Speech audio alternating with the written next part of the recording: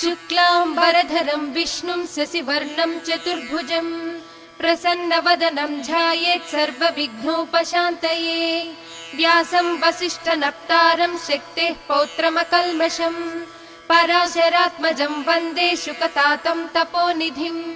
व्यासाय विष्णुरूपाय व्यासरूपाय विष्णवे नमो वै ब्रह्मनिधये वासिष्ठाय नमो नमः। अविकाराय शुद्धाय नित्याय परमात्मने सदैकरूपरूपाय विष्णवे सर्वजिष्णवे। यस्य स्मरणमात्रेण जन्म संसारबन्धनात् विमुच्यते नमस्तस्मै विष्णवे प्रभविष्णवे। ॐ नमो विष्णवे प्रभविष्णवे।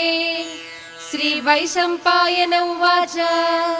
श्रुत्वा धर्मानशेषेण पावनानि च सर्वशः युधिष्ठिरश्चान्तनवं पुनरेवाभ्यभाषत। युधिष्ठिर उवाच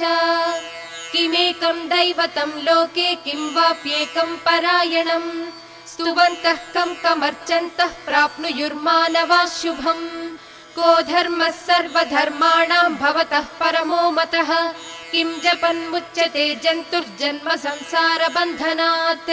श्रीभीष्म उवाच जगत्प्रभुं देवदेवमनन्तं पुरुषोत्तमं स्तुवन्नाम सहस्रेण पुरुषः सततोत्थितः। तमेव चार्चयन् नित्यं भक्त्या पुरुषमव्ययम् ध्यायन् स्तुवन् नमस्यंश्च यजमानस्तमेव च।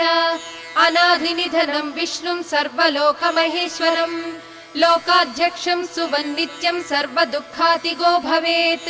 ब्रह्मण्यं सर्वधर्मज्ञं लोकानां कीर्तिवर्धनम् लोकनाथं महद्भूतं सर्वभूतभवोद्भवम्। येष मे सर्वधर्माणां धर्मोऽधिकतमो मतः यद्भक्त्या पुण्डरीकाक्षं स्तवैरर्चेन्नरः सदा। परमं यो महत्तेजः परमं यो महत्तपः परमं यो महद्ब्रह्म परमं यः परायणम्। पवित्राणां पवित्रं यो मङ्गलानां च मङ्गलम् दैवतं देवतानां च भूतानां यो व्ययः पिता। यतः सर्वाणि भूतानि भवन्त्यादियुगागमे यस्मिंश्च प्रलयं यान्ति पुनरेव युगक्षये। तस्य लोकप्रधानस्य जगन्नाथस्य भूपते विष्णोर्नाम सहस्रं मे शृणु पापभयापहम्। यानि नामानि गौणानि विख्यातानि महात्मनः ऋषिभिः परिगीतानि तानि वक्ष्यामि भूतये। विष्णोर्नाम सहस्रस्य वेदव्यासो महान् ऋषिः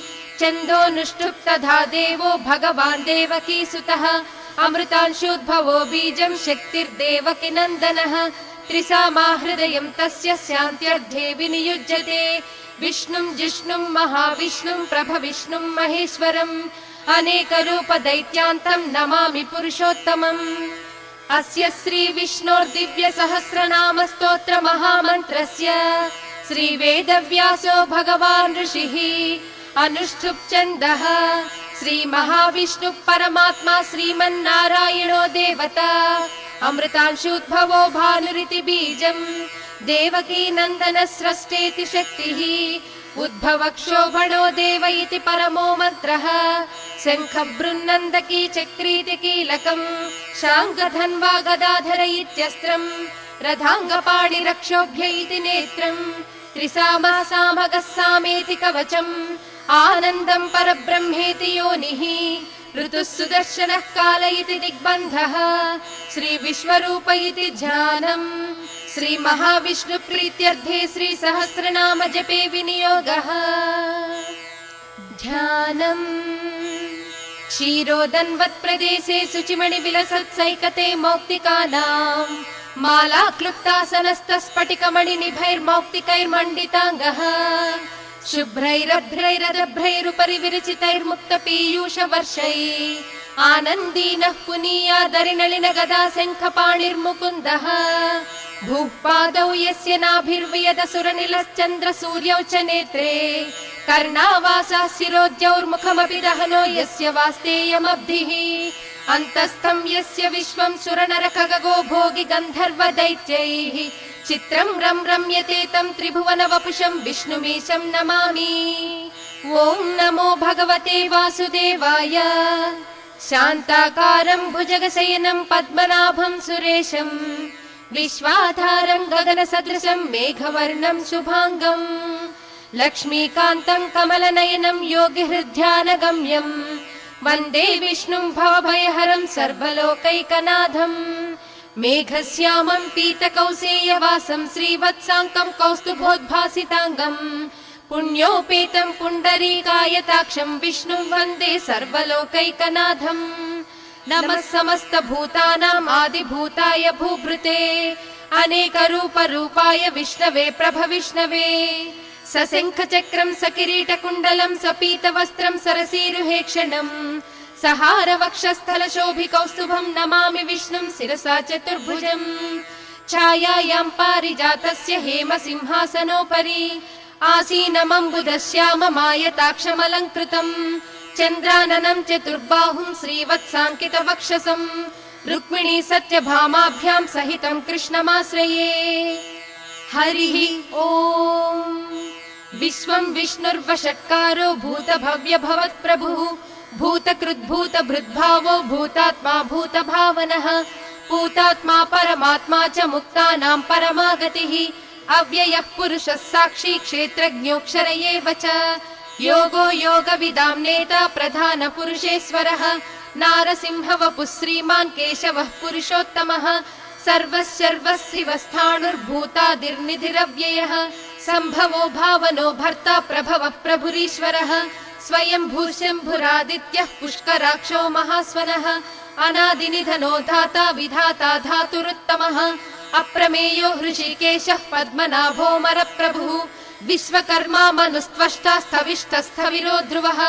अग्राह्यः शाश्वतः कृष्णो लोहिताक्षः प्रतर्दनः प्रभूतस्त्रिककुद्धाम पवित्रं मङ्गलं परम् ईशानः प्राणदः प्राणो ज्येष्ठः श्रेष्ठ प्रजापतिः हिरण्यगर्भो भूगर्भो माधवो मधुसूदनः ईश्वरो विक्रमी धन्वी मेधावी विक्रमः क्रमः अनुत्तमो दुराधर्ष कृतज्ञ कृतिरात्मवान् सुरेशः शरणं शर्म विश्वरेताः प्रजाभवः अहः संवत्सरो व्याळः प्रत्ययः सर्वदर्शनः अजः सर्वेश्वरः सिद्धः सिद्धिः सर्वादिरच्युतः वृषा कपिरमेयात्मा सर्वयोग विनिःसृतः वसुर्वसुमनः सत्यः समात्मा संमितः समः अमोघः पुण्डरीकाक्षो वृषकर्मा वृषाकृतिः रुद्रो बहुशिरा बभ्रुर्विश्वयोनिः शुचिस्रुवाः अमृतः शाश्वतस्थाणुर्वरारोहो महातपाः सर्वगः सर्वविद्भानुर्विक्ष्वक्सेनो जनार्दनः वेदो वेदविदव्यङ्गो वेदाङ्गो वेदवित्कविः लोकाध्यक्षः सुराध्यक्षो धर्माध्यक्ष कृताकृतः चतुरात्मा चतुर्व्यूहश्चतुर्दंष्टश्चतुर्भुजः भ्राजिष्णुर्भोजनं भोक्ता सहिष्णुर्जगदादिजः अनघो विजयो जेता विश्वयोनिः पुनर्वसुः उपेन्द्रो वामनः प्रांशुरमोघः सुचिरूर्जितः अतीन्द्रः सङ्ग्रहः सर्गो धृतात्मा नियमो यमः वेद्यो वैद्यः सदा योगी वीरः माधवो मधुः अतीन्द्रियो महामायो महोत्साहो महाबलः महाबुद्धिर्महावीर्यो महाशक्तिर्महाद्युतिः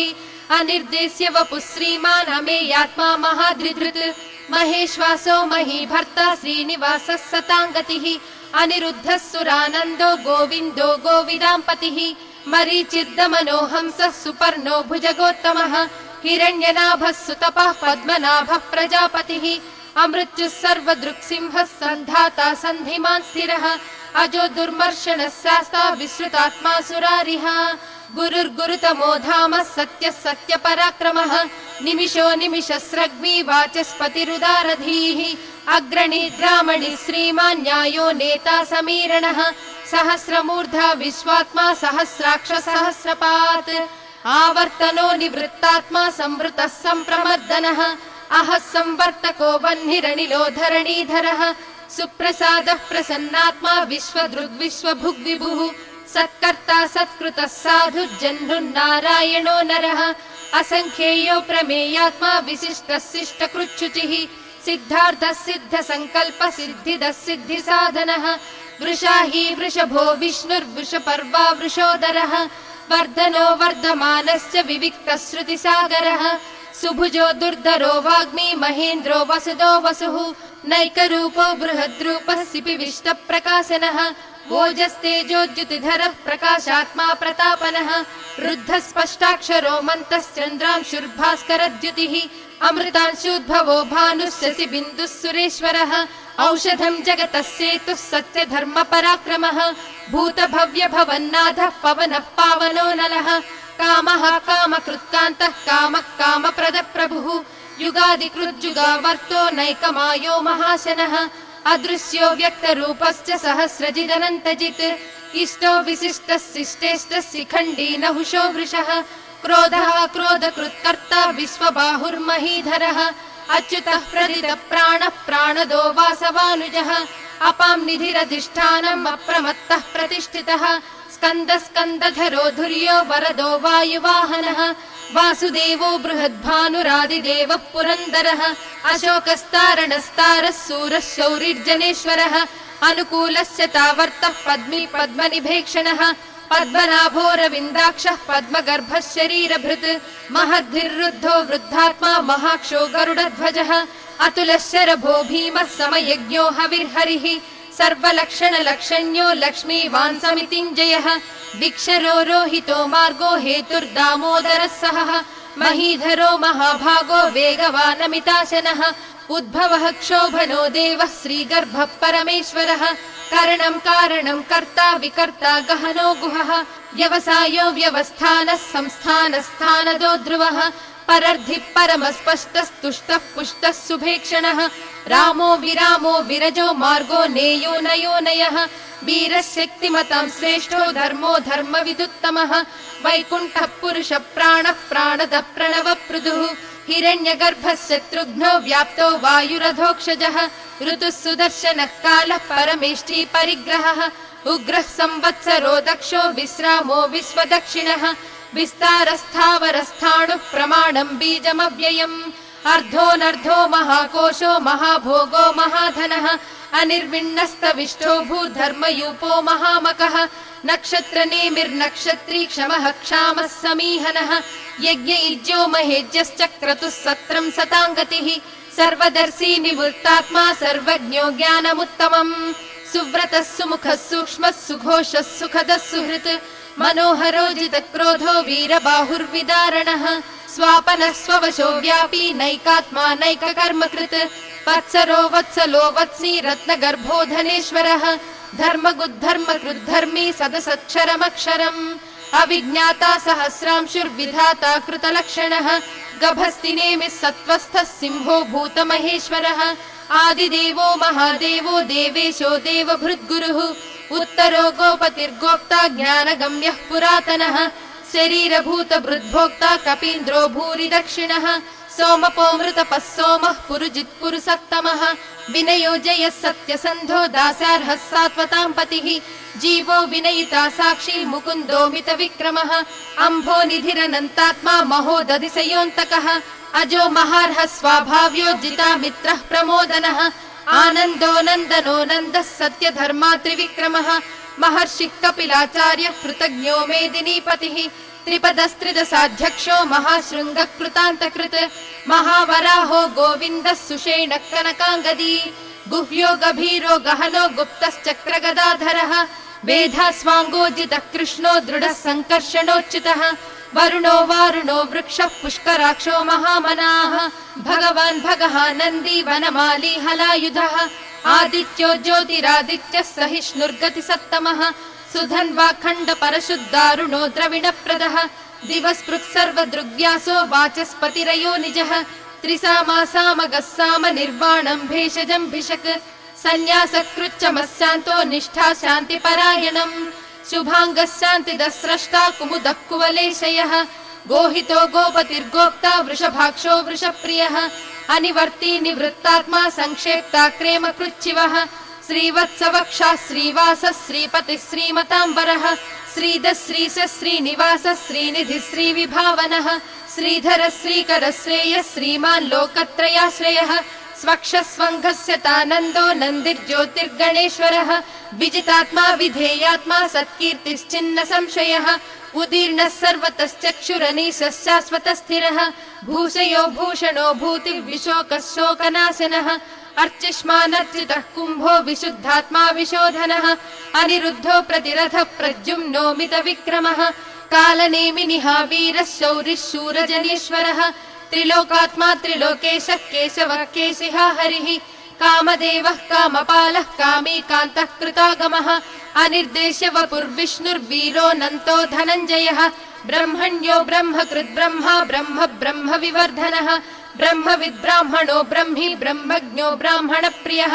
महाक्रमो महाकर्मा महातेजा महोरगः महाक्रतुर्महायज्वा महायज्ञो महाहविः स्तव्यस्तव प्रियस्तोत्रम् स्तुतिस्तोतारणप्रियः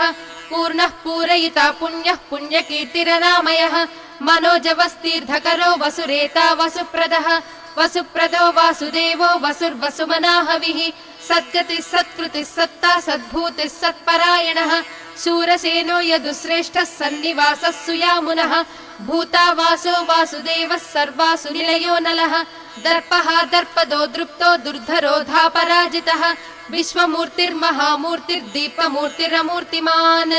अनेकमूर्तिरव्यक्तः शतमूर्तिः शताननः एको नैकः स वः कः किं यत्तत्पदमनुत्तमम् लोकबन्धुर्लोकनाथो माधवो भक्तवत्सलः सुवर्णवर्णो हेमाङ्गो वराङ्गश्चन्दनाङ्गदी वीराः विषमः शून्यो घृताशीरचलश्चलः अमानी मानदो मान्यो लोकस्वामी त्रिलोकधृत् सुमेधा मेधजो धन्यः सत्यमेधाधराधरः तेजो वृषोद्युतिधरः सर्वशस्त्रभृताम्बरः प्रग्रहो निग्रहो व्यग्रो नैकशृङ्गो गदाग्रजः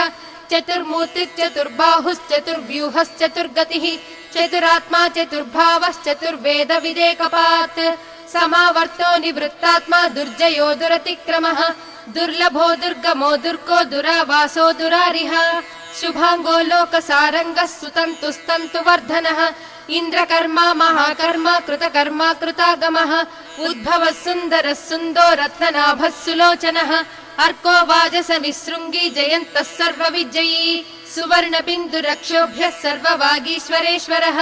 महाह्रदो महागर्तो महाभूतो महानिधिः कुमुदः कुन्दरः कुन्दः पर्जन्यः पावनो निलः अमृतांशो मृतवपुः सर्वज्ञः सर्वतोमुखः सुलभः सुव्रतः सिद्धः शत्रुजित् शत्रुतापनः व्यग्रोधो दुम्बरोऽश्वत्थश्चाणूरान्ध्रनिषूदनः सहस्रार्चिः सप्तजिह्वः सप्तैधा सप्तवाहनः अमूर्तिरनघोचिन्त्यो भयकृद्भयनाशनः अणुर्बृहत्कृशस्थूलो गुणभृन्निर्गुणो महान् अधृतस्वधृतस्वास्थ्यः प्राग्वंश्यो वंशवर्धनः भारभृत्कथितो योगी योगीशः सर्वकामदः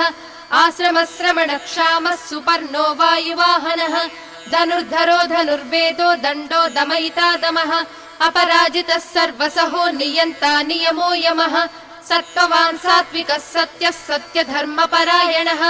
अभिप्रायः प्रियार्होर्हः प्रियकृत्प्रीतिवर्धनः विहाय सगतिर्ज्योतिः सुरुचिः हुतभुग्विभुः रविर्विलोचनः सूर्यः सविता रविलोचनः अनन्तो हुतभुग्भोक्ता सुखदो नैकदोऽग्रजः अनिर्विण्णः सदामर्षि लोकाधिष्ठानमद्भुतः सनातनस्तमः कपिलः कपिरव्ययः स्वस्तिदः स्वस्तिकृत् स्वस्तिः स्वस्ति भुक् स्वस्ति दक्षिणः अरौद्रः कुण्डली चक्री विक्रम्यूर्जितशासनः शब्दादिगः शब्दसः शिशिरः शर्वरीकरः अक्रूरः पेशलो दक्षो दक्षिणः क्षमिनाम्बरः विद्वत्तमो वीतभयः पुण्यश्रवणकीर्तनः उत्तारणो दुष्कृतिः पुण्यो दुःस्वप्ननाशनः वीरः रक्षणः सन्तो जीवनं पर्यवस्थितः अनन्तरूपोऽनन्तश्रीर्जितमन्युर्भयापहः चतुरस्रो गभीरात्मा विदिशो व्यादिशो दिशः अनादिर्भूर्भुवो लक्ष्मी सुवीरो रुचिराङ्गदः जननो जनजन्माधिर्भीमो भीमपराक्रमः आधारनिलयो धाता पुष्पहास प्रजागरः ऊर्ध्वगः सत्पदाचारः प्राणदः प्रणवप्पणः प्रमाणं प्राणनिलयः प्राणभृत् प्राणजीवनः तत्त्वं तत्त्वविदेकात्मा जन्म मृत्युजरातिगः भूर्भुवः स्वस्तरुस्सारः सविता प्रपितामहः यज्ञो यज्ञपतिर्यज्वा यज्ञाङ्गो यज्ञवाहनः यज्ञभृद्यज्ञकृद्यज्ञी यज्ञभुग्यज्ञसाधनः यज्ञान्तकृद्यज्ञगुह्यमन्नमन्नादयेव च आत्मयोनिः स्वयं जातो वैखानः सामगायनः देवकी नन्दन स्रष्टा क्षिति सप्पापनाशनः शङ्खबृन्नन्दकी चक्री शाङ्खधन्वा गदाधरः रथाङ्गपाणिरक्षोभ्यः सर्वप्रहरणायुधः श्री सर्वप्रहरणायुध ॐ नमः इति वनमाली गदिशाङ्गी शङ्खी चक्री च नन्दकी श्रीमान् नारायणो विष्णुर्वासुदेवोऽभिरक्षतु वनमाली गदिशाङ्गी शङ्खी चक्री च नन्दकी श्रीमान् नारायणो विष्णुर्वासुदेवोऽभिरक्षतु वनमाली गदिशाङ्गी शङ्खी चक्री च नन्दकी श्रीमान् नारायणो विष्णुर्वासुदेवोऽभिरक्षतु इतीदं कीर्तनीयस्य केशवस्य महात्मनः नाम्नां सहस्रं दिव्यानामशेषेण प्रकीर्तितम् य इदं शृणुयान् नित्यं यश्चापि परिकीर्तयेत् नाशुभं प्राप्नुयात् किञ्चित् सोमुत्रेह च मानवः वेदान्तको ब्राह्मणः स्यात् क्षत्रियो विजयी भवेत् वैश्यो धन समृद्धः स्यात् शूद्रः सुखमवाप्नुयात् धर्मार्थी प्राप्नुयात् धर्ममर्धार्थी चार्धमाप्नुयात् कामानवाप्नुयात् कामी प्रजार्थी चाप्नुयात् प्रजाः भक्तिमान् यः सदोत्थाय शुचिः सद्गतमानसः सहस्रं वासुदेवस्य नाम्नामेतत् प्रकीर्तयेत् यशः प्राप्नोति विपुलं याति प्राधान्यमेव च अचलां श्रियमाप्नोति श्रेयः प्राप्नोत्यनुत्तमम् न भयं क्वचिदाप्नोति वीर्यं तेजश्च विन्दति भवत्यरोगो द्युतिमान् बलरूपगुणान्वितः रोगार्तो मुच्यते रोगार्बद्धो मुच्येत बन्धनात् भयान्मुच्येत भीतस्तु मुच्येतापन्न आपदः दुर्गाण्यतितरत्याशु पुरुषः पुरुषोत्तमम् स्तुवन्नाम सहस्रेण नित्यं भक्ति समन्वितः वासुदेवाश्रयो मर्त्यो वासुदेवपरायणः सर्वपाप विशुद्धात्मा याति ब्रह्म सनातनम् न वासुदेव भक्तानाम् अशुभं विद्यते क्वचित् जन्म मृत्यु जरा व्याधि भयं नैवोपजायते इमं स्तवमधीयानः श्रद्धा भक्ति समन्वितः युज्येतात्म सुख क्षान्ति श्रीधृति स्मृति कीर्तिभिः न क्रोधो न च मात्सर्यं न लोभो नाशुभामतिः भवन्ति कृत पुण्यानां भक्तानां पुरुषोत्तमे द्यौस चन्द्रार्क नक्षत्रं खं दिशो भूर्महो दधिः वासुदेवस्य वीर्येण विधृतानि महात्मनः ससुरासुर गन्धर्वं सयक्षोरगराक्षसम् जगद्वशे वर्ततेदं कृष्णस्य सचराचरम् इन्द्रियाणि मनो बुद्धिः सत्त्वं तेजो बलं धृतिः वासुदेवात्मकान्याहुः क्षेत्रं क्षेत्रज्ञ एव च सर्वागमानामाचारः प्रथमं परिकल्पितः आचार प्रभवो धर्मो धर्मस्य प्रभुरच्युतः ऋषयः पितरो देवा महाभूतानि धातवः जङ्गमा जङ्गमं चेदं जगन्नारायणोद्भवम् योगो ज्ञानं तथा साङ्ख्यं विद्या शिल्पादिकर्म च वेदः शास्त्राणि विज्ञानम् एतत् सर्वं जनार्दनात् एको विष्णुर्महद्भूतं पृथग्भूतान्यनेकशः त्रीन् लोकान् व्याप्य भूतात्मा भुङ्क्ते विश्वभुगव्ययः इमं स्तवं भगवतो विष्णोर्व्यासेन कीर्तितम् पठेज्जयिच्छेत् पुरुषः श्रेयः प्राप्तुं सुखानि च विश्वेश्वरमजं देवं जगतः प्रभुमव्ययम् भजन्ति ये पुष्कराक्षं न ते यान्ति पराभवम् न ते यान्ति पराभवम् ॐ नमः इति अर्जुन उवाच पद्मपत्र विशालाक्ष पद्मनाभ सुरोत्तम भक्तानामनुरक्तानां त्राता भव जनार्दन श्रीभगवानुवाच यो मां नाम सहस्रेण स्तोतुमिच्छति पाण्डव सोऽहमेकेन श्लोकेन स्तुत एव न संशयः स्तुत एव न संशय ॐ नमः इति व्यास उवाच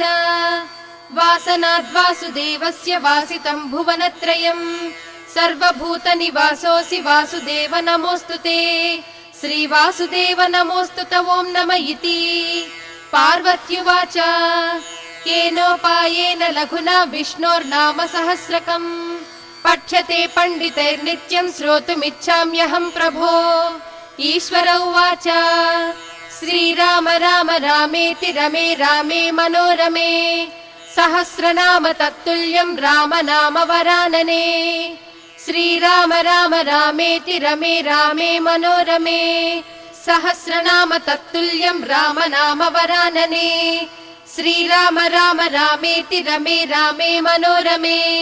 सहस्रनाम तत्तुल्यं राम नाम वरानने श्रीराम नाम वरानन ॐ नम इति ब्रह्म उवाच नमोऽस्त्वनन्ताय सहस्रमूर्तये सहस्रपादाक्षि शिरोरुबाहवे सहस्रनाम्ने पुरुषाय शाश्वते सहस्रकोटि युगधारिणे नमः श्री सहस्रकोटि युगधारिणे नम ॐ नम इति सञ्जय उवाच यत्र योगीश्वरः कृष्णो यत्र पार्थो धनुर्धरः तत्र श्रीर्विजयो भूतिर्ध्रुवा नीतिर्मतिर्मम श्रीभगवानुवाच अनन्याश्चिन्तयन्तो मां ये जनः पर्युपासते तेषां नित्याभियुक्तानां योगक्षेमं वहाम्यहम् परित्राणाय साधूनां विनाशाय च दुष्कृतां धर्म संस्थापनार्थाय सम्भवामि युगे युगे आर्ता विषण्णाः शिथिलाश्च भीता घोरेषु च व्याधिषु वर्तमानाः